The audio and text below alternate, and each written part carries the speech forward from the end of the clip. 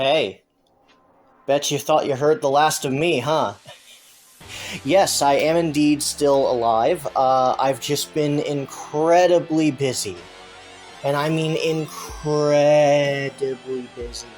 Some of this you may already know. If you don't, I might make a video about it. But basically, I'm working two jobs. I'm still trying with college, and I've just been so busy. And because of that, any free time I have had to make videos, I usually put into other things that I want to do, because I don't always want to sit down editing videos. This channel isn't a job, it's a hobby, but it's not my only hobby when I do have free time. And, yeah. If you're wondering why I've been gone, that really is just the long and short of it. I've just been incredibly busy, and whatever free time I do have, I wasn't using it for videos because I just wasn't. I just didn't want to do it. I'm sorry if that sounds selfish, but this channel has always been a hobby. I would like to get back to making videos, and I want to say I am gonna get back to making videos soon, but I'll be perfectly honest here, I don't think it's gonna happen, so I apologize in advance, but I will still upload every once in a while if I feel there is something I want to talk about. And of course, I will get back to videos one day. It's just, I want to wait until things kind of calm down a little bit in my life. And it will happen. So I'm sorry that I haven't been making videos. Thank you for those who are sticking with me. For those who aren't, I understand. But I would appreciate it if you did stay. But of course, you don't have to. Heck, you know. Obviously you don't. I'm not gonna I can't force you. So, there's the update. I don't really have anything else to really add to it. That's why I'm not making this like a huge update video explaining where the hell I've been, because I might be gone again soon, like right after this. But I wanted to make a video about this because this is a trend I see happening in a lot of shows. And what really got me thinking about this was the new Sonic show that just released, Knuckles. This is a spin-off of the Sonic movies, which, if you don't know, I have done videos on the Sonic movies. I believe I've done both of them. I think I have. I don't know. Did I do a video on Sonic 2? I believe I did. I don't know if I did. I know I definitely did one for Sonic 1. But to recap my opinions of those movies real quick, Sonic 1 I very much enjoyed. I was surprised to say that, considering the first trailer was an abomination, and even with the new design, I wasn't sure how the writing would be. I knew Jim Carrey would probably be a highlight, and he was the best part, but overall, even Sonic was actually pretty well handled. He was very different from Game Sonic, but I also acknowledge that, one, Sonic has been very different for... even in, like, the actual game continuity itself, Sonic has been portrayed very differently depending on the voice actor and writer. Some worse than others, and I'm sure some of you guys will know if you follow the games at all. And I'll definitely talk about it when I get back to the Sonic retrospective, because I do want to get back to that. But I was willing to accept it because it was a different continuity, and I liked it. I thought it was a charming film. Nothing outstanding, perfectly average, but if you're a Sonic fan, it's pretty fun. And Sonic 2, I thought, was really good. It's nothing earth-shattering by any means, but it was a really, really fun movie. I like how it stuck more closely to the games, while also, of course, adjusting and adapting it in different ways that would work better for a film. Like, say, having the Chaos Emerald inside the Master Emerald, I thought was a good change, because obviously we couldn't have an entire movie just going around collecting 7 gems, so they made it to where they only had to find 1 gem.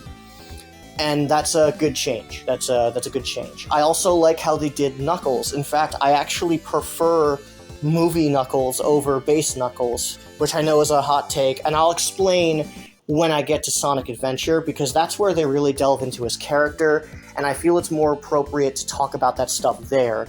But basically, I really liked what they did with Knuckles in that movie, and Idris Elba did a great job. You know, Jim Carrey felt more like Robotnik, and I thought his performance was better for it. I love Jim Carrey, but at the same time, this is a Sonic movie. I think if he's going to be playing Robotnik, he should be a little more like the character. And even though he was definitely still Jim Carrey, he felt more like he was becoming closer to the Eggman we know. And Sonic 3, since he's probably going to get the fat suit, hopefully he'll just basically become the character. Sonic was as good as he always was. I thought he was good in the first movie. I thought he was good there. Tails and his relationship with Sonic, his brother dynamic, was really well handled. I really liked their whole thing. I know people didn't really care for the wedding stuff, but I thought it was kind of funny, even though it went on a bit too long. But it wasn't enough to ruin what was otherwise a pretty fun time. Albeit, again, nothing earth-shattering. Really, it's really only an amazing movie if you're a Sonic fan.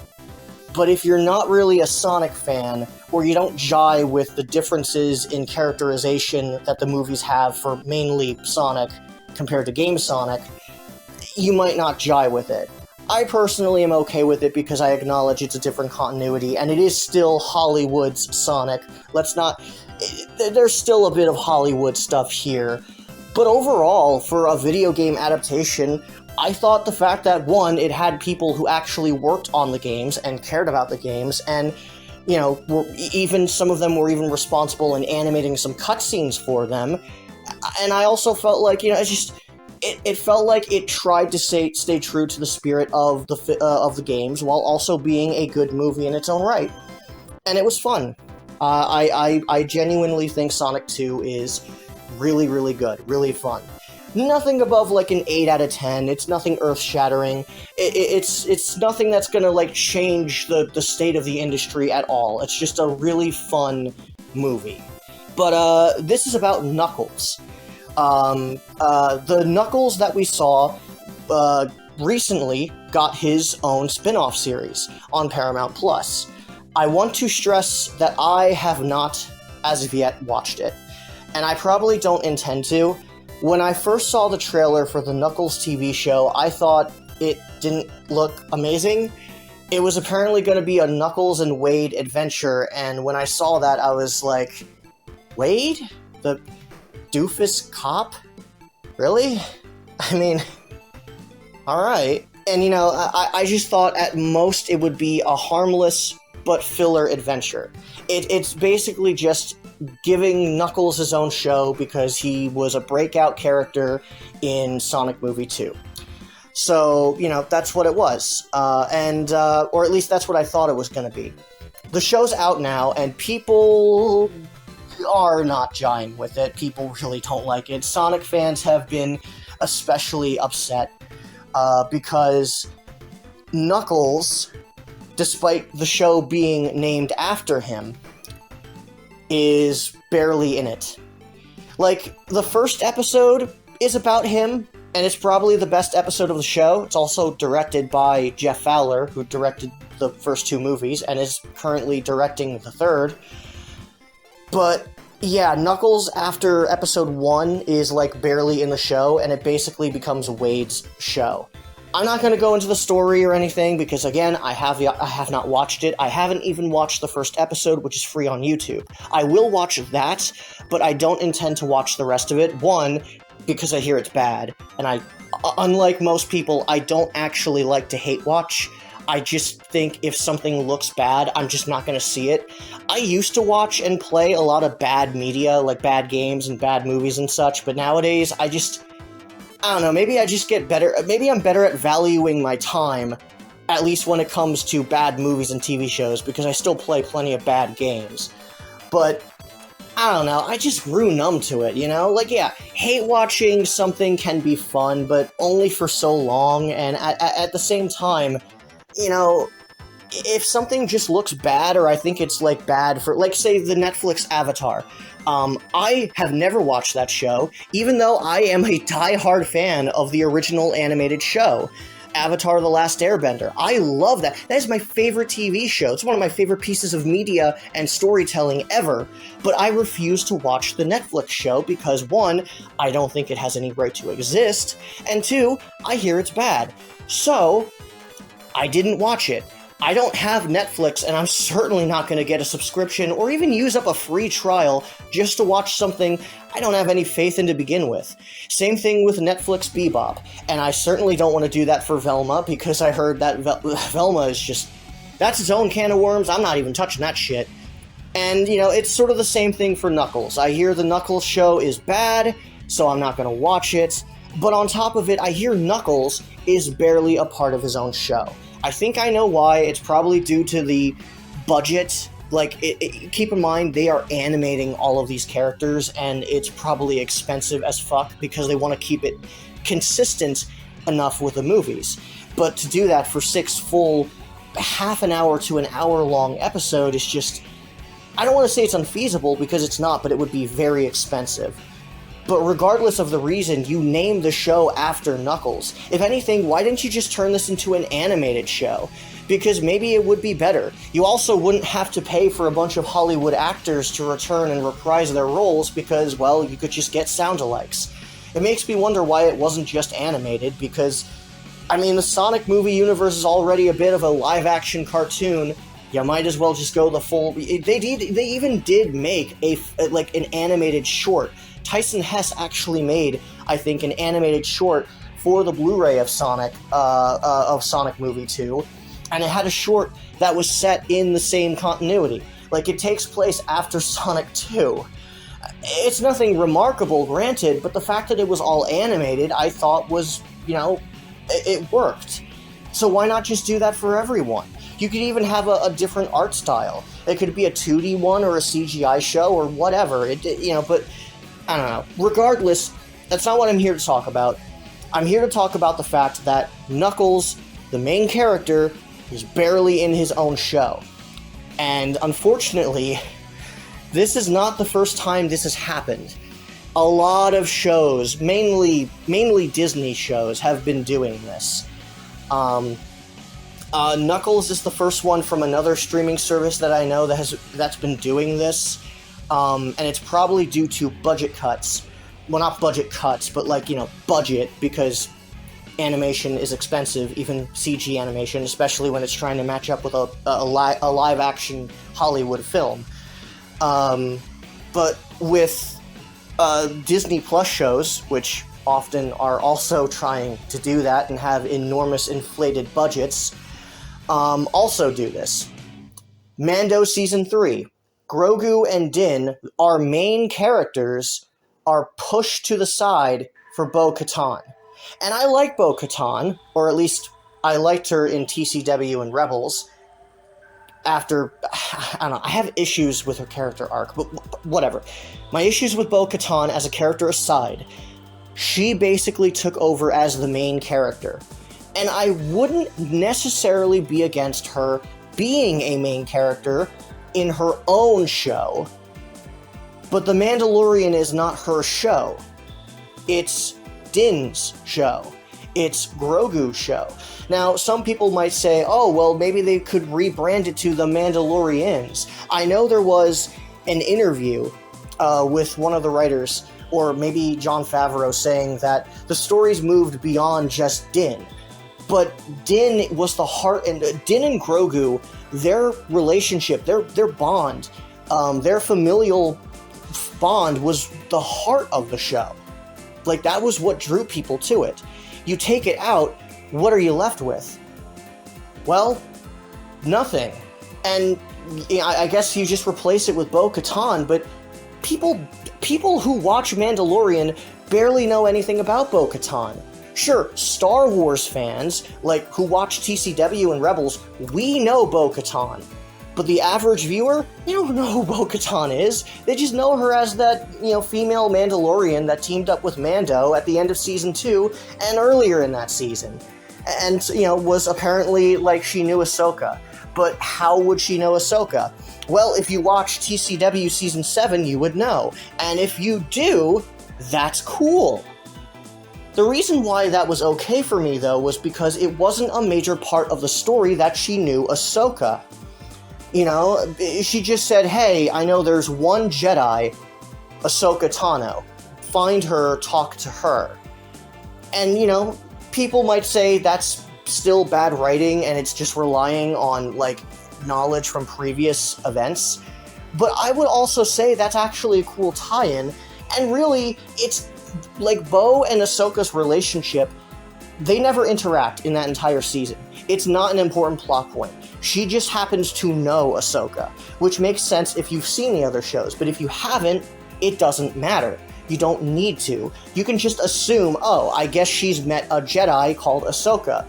Most people probably wouldn't have heard of Ahsoka unless they've heard from word of mouth from people who have watched TCW or have watched TCW or watched the Clone Wars movies in theater, or the Clone Wars movie in theaters and hated her character there, and they would just be surprised, like, wait, is that annoying brat who became Anakin's apprentice in that crappy animated 2008 movie? Was she still around? I don't know if there's anyone like that, but if there is, that'd be fucking hilarious. I like Ahsoka, for the record. I do. Well, okay.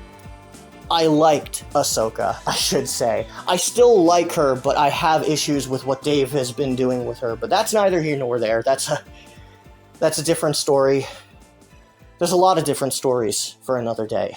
The point is, Bo-Katan replaced Mando in Mando's own show, in Din's show, in Grogu's show. Both of their show, they both got replaced by Bo-Katan. And any adventure that Mando and Grogu were on was either just filler or like the first 2 episodes where they were basically recapping what happened in Book of Boba Fett because, oopsie, they forgot. Oh, that's another one, Book of Boba Fett. Remember when Book of Boba Fett flat out replaced Boba Fett as the main character for like 2 episodes? Because people weren't jiving with... I know Book of Boba Fett was probably filmed in advance, so those Mando episodes were probably always planned. But you interrupted the story you were telling, which granted wasn't an interesting story, but it still was a story you were telling, and you didn't even just shift gears, you just, like, crashed into a wall, got up, found another story, and just rolled with that for a bit, and then I guess you decided you missed the old story and went back to it, but then you tried to, like, combine the 2 of them. It was so fucking weird. And then Obi-Wan Kenobi, this is another show that, once again, Obi-Wan is barely in his own show. Now, granted, it's a little better than the next example and the first 2 that I've already brought up, but Reva and little Princess Leia, or Kid Princess Leia, took up a good chunk of the show. Now, thankfully, Princess Leia, Kid Leia, I'm just gonna call her Kid Leia. Kid Leia, nothing against the actress, she was good in the role. I actually thought she captured Leia's character quite well, and I wish her the best for the future, but I am sorry.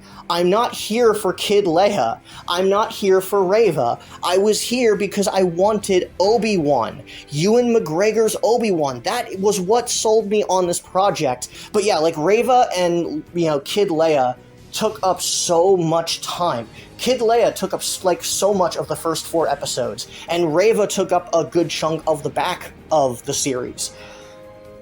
Let me just put this in perspective. Obi-Wan Kenobi, it takes, I think, like 15 to 20 minutes in the first episode to get to Ewan McGregor as Obi-Wan. To actually show Obi-Wan and what he's been up to in the 10 years after Revenge of the Sith. That is your main character. What the fuck? Why aren't you starting with him? What are you doing? And, like, look, like, this is the guy the show's named after. Why didn't you just start there? In fact, the fan film edit actually starts, I think, with Obi-Wan.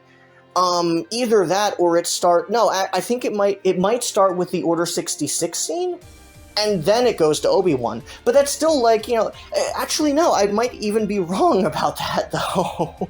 I might actually be wrong. It might just start with Obi-Wan. And it makes me wonder, why did we start with the Inquisitorius landing on Tatooine, generally being dicks, finding a rogue Jedi, and then we cut to Obi-Wan? Why not focus on Obi-Wan first? What, because you want to save it for a surprise? There is no surprise. We already have seen the trailers. We know the show's about him. His name's in the damn title. Why are you wasting our time focusing on these lackluster variants of Rebels characters who were way better in Rebels, or just uninteresting new characters who don't know what the fuck they're doing against a rogue Jedi because the directing, at least for that episode and the other episodes, was just shit. The point is, Obi-Wan was barely in his own show, and it took so long just to get to him, and he kept being sidelined. His whole thing with Vader kept being sidelined by two other characters we did not come here to see. I did not come here to see Kid Leia. Sure, she was funny. Sure, the actress did a good job. She probably has a bright future ahead of her. Good for her. Cool. With that said, I'm not here for Princess Leia. I'm not here for Reva. Yes, a Kid Leia show could work, I guess. Not really. I honestly wouldn't pay to see it. The point is, I didn't sign up for a Kid Leia show, alright? And with Reva, an Inquisitorius show actually could be a good idea. But I didn't come here to see that. It doesn't help that Reva is so similar to another Inquisitor from Jedi Fallen Order, the second sister, who, by the way, is so much fucking better. Like, the second sister is one of the best Disney Star Wars villains out there. Which is funny because I don't even think she was written by anyone from Disney. But she was really, really good. Trilla was her name, I think. Yeah, Trilla. She was great. She was an amazing antagonist. And I think it worked better because with Reva, she's going up against Obi-Wan, and that means that Reva can never fight Obi-Wan. Sure, Obi-Wan at the start of the series wasn't at his full peak, but at the same time, like, sorry, I hit something. Obi-Wan, I hit a trash can. Obi-Wan wasn't at his peak, but if he wasn't at it, because Obi-Wan wasn't really doing so well, but he cut off his connection to the Force, that meant that Reva couldn't really fight him, otherwise it'd be a one-sided fight.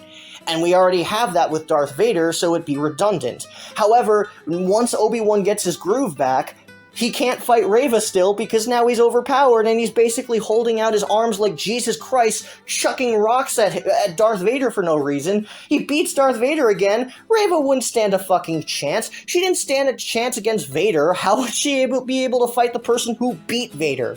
Twice. So Reva's kind of a pointless antagonist because the two can never actually fight head-to-head. And no, I don't care that she gets a redemption arc. And honestly, I think, Reva, the character, should have just died after, being killed by Vader. If anything, I think it would have been a very tragic yet satisfying end for her character. In fact, the fan film, or the fan edit, actually does this. And it's a much more satisfying end. Is it tragic? Yes. Is it sad? I mean, if you don't like the character, I guess it's a happy ending. But if you do, it is a tragic ending, but it's more satisfying. It sits with you more, It's why a lot of people wanted Ahsoka to die on Malachor. We'll get to Ahsoka. I haven't mentioned her yet. The Ahsoka show is the other show I'm not mentioning yet. I've just been talking about... I should just make an Obi-Wan, review video, just talking about it. I know it's, outdated as shit, but I have so much to say about the Obi-Wan show and why it sucks. But the point is that Reva was just a pointless addition. Kid Leia, I guess it was surprising to see her. She had some funny moments. There was some fun banter between her and Obi-Wan, but she was not at all needed. And so, but she was the way to get Obi-Wan to, out of Tatooine. But Obi-Wan should never have left Tatooine. You're telling me Bail Organa, the senator of Alderaan, a city that, might I add, I don't think the Empire actually controls. They have a place in the Senate, definitely. If they do control it, well, they still have a seat in the Senate. They are very important, very rich people. You're telling me that they couldn't send another person, like a bounty hunter, or another Jedi that was rogue? Heck, the Jedi that was being hunted by the Inquisitorius, why not go after him?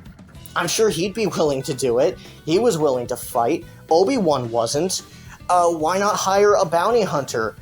I don't know what bounty hunter would do it, but I'm sure for the right price, there are some that would do it. Heck, Cad Bane would probably do it. Yeah, Cad Bane's a horrible person, but if the money's good, he'll do what you ask. even if it's not something he usually takes. Boba Fett probably would do it. Other bounty hunters would do it. Since Asajj Ventress is still alive, and I have issues with that, Ventress would do it, because I'm pretty sure she's still a bounty hunter, even though she should be dead, because she died in the book. The Bad Batch had to bring her back, and I'm not going to talk about that. Not right now. I have issues with that. I don't hate the Bad Batch so far. I actually do like Season 3 for the most part so far, but that they brought Ventress back, and that it bothers the fuck out of me, because I don't like that, but I'll save it for another day. I'm going to end up making a Star Wars Part 2 rant. I might just have to edit, a shit ton of this, because I bitched about Obi-Wan for so long. The point is that Reva and Leia were not wanted, nor were they needed. Our focus for the Obi-Wan show should have been Obi-Wan and Vader, because that is who we came to see. The show was even marketed with the rematch of the century, which was just okay. But for the most part, yeah, that was what the show was marketed around, and yet you, for some stupid fucking reason, decide to waste our time with Kid Leia and Reva and the Inquisitorius being idiots. Alright. I'm gonna end up making another Star Wars rant. I'm gonna end up making another fucking Star Wars rant. It's gonna be 5 hours long. I'm gonna put this in the bloopers. I'm gonna end up editing another fucking Star Wars rant, because fuck the Star Wars so fucking hard. I love this franchise, and I hate this franchise. The point is, the show wasted our time and took attention away from the main star of the show. And now we go to Ahsoka. Yeah, I know. I was supposed to talk about that. Ahsoka did the same damn thing. Ahsoka literally, the show is a Rebels sequel, which on its own is not a bad idea. We have been waiting for a Rebels sequel to see what happened to Thrawn and Ezra for years. And when Ahsoka was announced and it was going to be continuing on from that, I was so fucking hyped. And also skeptical, because, we had Obi-Wan, we had Mando Season 3, we had Book of Boba Fett. Live-action Star Wars wasn't doing very well. The only exception was Andor, which is really good, but that's 1 out of 4. So it's not a very good track record. So yeah, live-action Star Wars wasn't doing so hot. So I was cautiously optimistic, but the fact that it was following up on Rebels, a show I love, meant that, at least maybe it'll have more of a story to tell, Clearly, Dave Filoni has plans for Ahsoka. He wouldn't just bring her back because, he didn't have a plan for her, right? Right?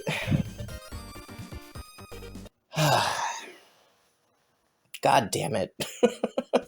Yeah, I've kind of fallen out of favor with Dave Filoni, mostly because of his more recent works. With that said, Ahsoka once again does the same thing, which is so weird because Dave Filoni loves Ahsoka. Dave Filoni, I swear to God, he just has a thing for shoving Ahsoka in every fucking show he makes. First season of Tales of the Jedi, Ahsoka's gotta be in it. Mando Season 2, Ahsoka's gotta be in it.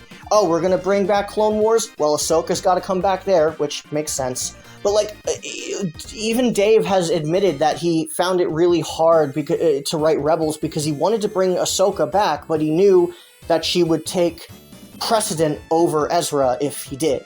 So he was very, he didn't really want to bring her back as much, which, fair enough. And look, I get it.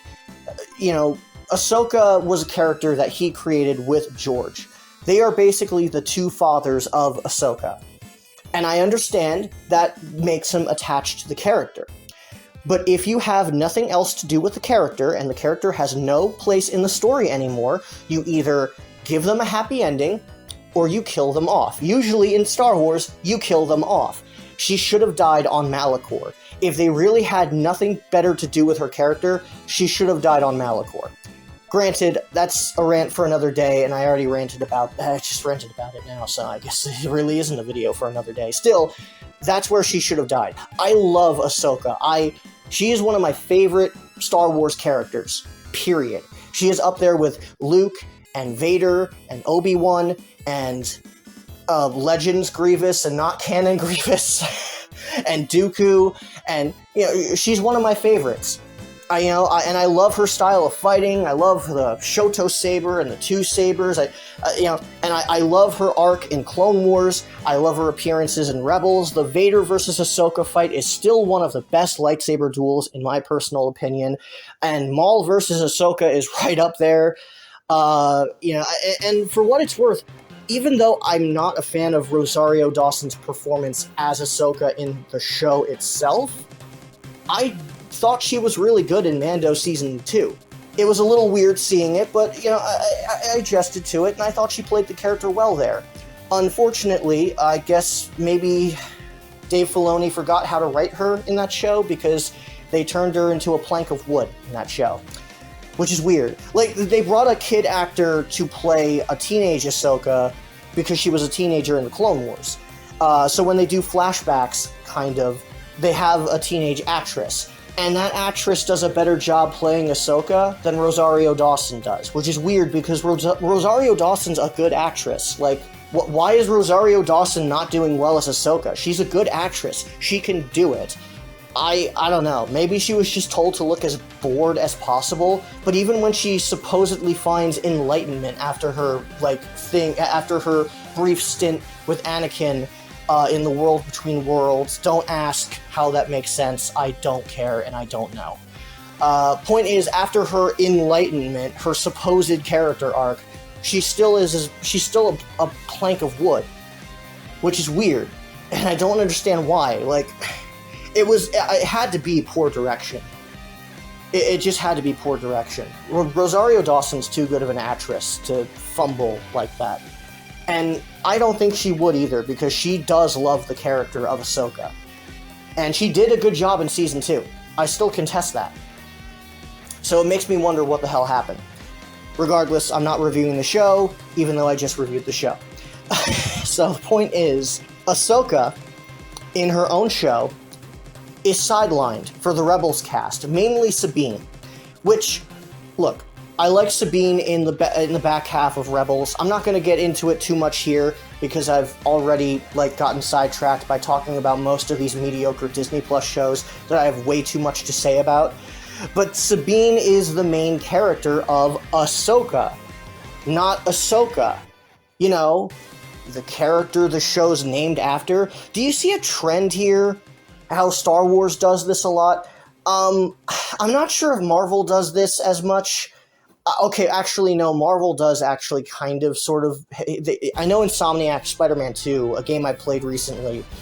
I like the game for the most part, but one of my issues is how Miles overshadows Peter way too much. And it's like, look, I get how you love some characters over others, but, come on, treat them equally.